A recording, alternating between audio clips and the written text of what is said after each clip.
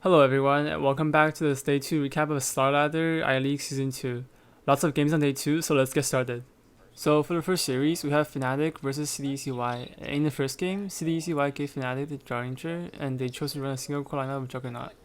The game was quite even for the first 30 minutes, but Gdcy was able to accumulate a little bit of lead, and they went for Roshan. Fnatic tried to contest the Roshan, but they were too late and got caught by the Bat Rider. However, the Bat Rider didn't have a Force Staff, and he got destroyed by the Draw Ranger. The fight looked very good for Fnatic, but XC's vacuum wall turned the fight entirely in Gdcy's favor. And piggybacking off that huge win, Gdcy was able to close out Game 1 and lead the series 1-0. In the second game, Gdcy picked a very interesting lineup consisting of Draw Ranger and Sniper, as well as the Visage, who used to be the traditional Draw Ranger partner which was very popular in the competitive scene 1 or 2 years ago.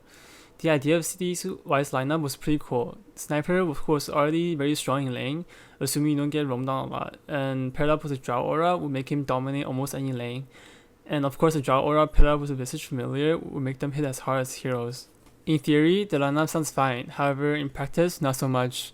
Even though the early game went well for Gdcy, once Jug and Tia got their Blink Dagger, they revealed Gdcy's lineup weakness. They have no real frontliners in the lineup, and their only initiation is the Clockwork. If he hits his hooks and cocky people in, Sniper and Jaw can pew them down from far away. However, if he doesn't perform well by missing hooks or from behind in farm, then he becomes useless in teamfights, and it's really hard for Gdcy to output the damage in that way. And that is exactly what happened in this game. As the later the game went, Drow and Sniper just died very fast in every teamfights, since there's no way for Gdcy to protect them. So despite the interesting lineup synergy and the promising start for Gdcy, Fnatic quickly took Game 2 and tied up the series 1-1.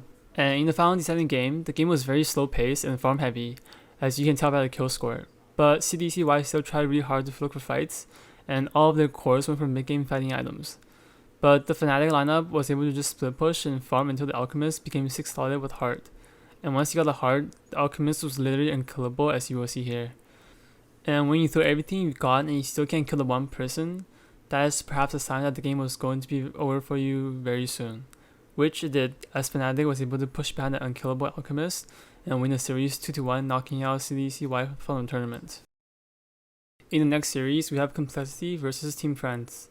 At 31 minutes, the game was sorta even, as Complexity only had a 5k net worth advantage at this point.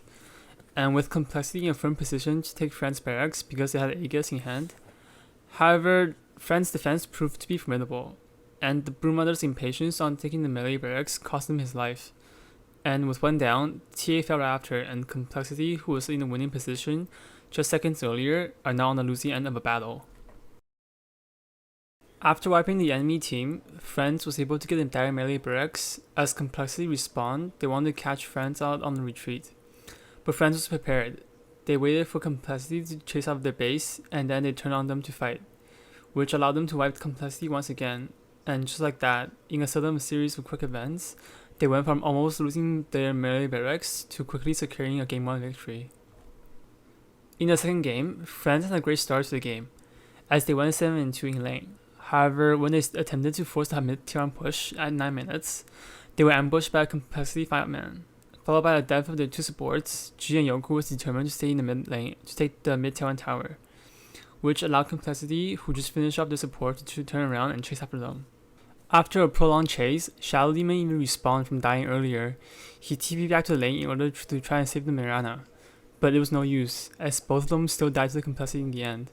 Meanwhile, at the bot lane, Aloha Dance, who pushed too far into bot lane while the chase was going on mid, was chased down by a Swindle on the Bat Rider. In a quick turn of event, Friends lost their entire early game advantage, as they lost basically 6 heroes as Shadow Demon died twice in the chase. From that point on, Complexity never gave Friends a chance to come back, as they tied up the series 1-1. In the final deciding game, Complexity had the advantage for most of the early to mid game, however, they were never able to capitalize on it. And Friends was able to turtle out the game by split pushing and getting the pickoffs, while Complexity stayed grouped as they tried to force the teamfights around the map. The game deciding moment finally came at 30 minutes when Complexity tried to Roshan. Bat Rider was able to drag the Juggernaut onto the cliff and slowly killing him with the fire. Meanwhile, the Slark went ham on Complexity support, as they had no way of dealing with him when he has BKB on. Once the Slark's BKB wore off, Complexity came very close to killing him. However, the lack of detection allowed Slark to go invis and regen his health back, and the rest was just a simple cleanup job. And behind a Beyond God like Slark, Friendship was able to upset Complexity by taking the series 2-1, knocking Complexity out of the tournament and advance to the next round. In the third series of the day, we have Evil Geniuses versus NaVi. This is perhaps the first true test for this quote-unquote new EG lineup. I say that because the only difference between this lineup and the EG that won TI5 was Zai for AUI, and Zai has played on EG before with everyone else on the current roster except for Sumail, so the chemistry between these players should be very good. And for a team like NaVi, they aren't the best team like OG, Liquid, Newbie, or Wings, but they're just a tier below them at the moment. So this matchup should be a very good measuring stick to see how good the current EG is at the moment before TI. But unfortunately for EG, they didn't do too well. NaVi was able to shut down all 3 lanes for EG, and the dual support roam and Nature's Prophet TP gank proved to be ruthless, as NaVi was able to snowball their Huskar by dominating the laning stage, and won game 1 in 28 minutes.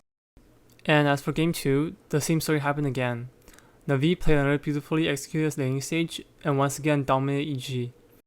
EG had no choice but to contest NaVi's Roshan attempt because they know this would be their last chance before Huskar snowballs out of control. However, unfortunately for them, NaVi once again crushed EG, and EG had no choice but to call GG at 15 minutes. This means that NaVi knocks EG down into the lower bracket in a surprising fashion. I think people might have predicted NaVi to win this series, but not with the 2 one-sided stomps like how it happened in this series. In the last series for day 2, we have Secret playing against Digital Chaos, which many fans would consider a grudge match since Weeha and Misery was kicked from Secret before they came to DC. And in the first game, DC dominated Secret and shut down TC's Storm. The kill score basically tells the whole story. And when you're a Storm and you can't kill the enemy support late game, that's when you know you're having a rough game. And with only Envy being farmed on Terrorblade, there was no way he could beat Mirana and Slark, who both had more farm than him, as Secret had no choice but to call GG shortly after this fight. In the second game, this time it was Secret who manhandled DC.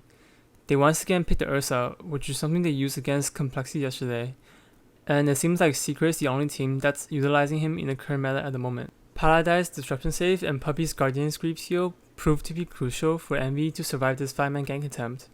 And when you go all in like that and can't even get 1 kill, the game is pretty much over. DC called GG a minute later as we head into game number 3. For whatever reason, the replay is not available for game 3, so I will have to borrow a clip from the video stream, so apologize for the quality. So in game 3, you'd probably think the scoreboard will once again tell the whole story like in the first 2 games, right? Well, not entirely. I mean, DC did win the laning stage as they got more kills, however, Secret didn't choose to fight back. They instead chose to split push and farm until their carries are ready.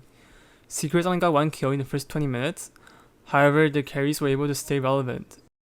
Once RTC Alchemist got 6 slotted, he was able to just run at the entire enemy team, and there was nothing they could do about him. And just like that, Secret somehow miraculously came back into the game, despite being down very early, simply because DC had no way of dealing with a 6 slotted Alchemist. Thus, Secret takes the series 2-1, and will meet NaVi in the winner bracket final. Once again, sorry about the delays on these 2 recap videos, and also apologies if today's recaps is a little bit brief, but I don't want these videos to be too long, so I'll usually try and do a more complete summary when there aren't too many games. But on days like these, where there are like 11 games, it's kinda hard to summarize all of them in details without taking forever, so I hope you can understand. As usual, thank you for watching, and please consider subscribing if you enjoy my content, and hopefully I will see you next time.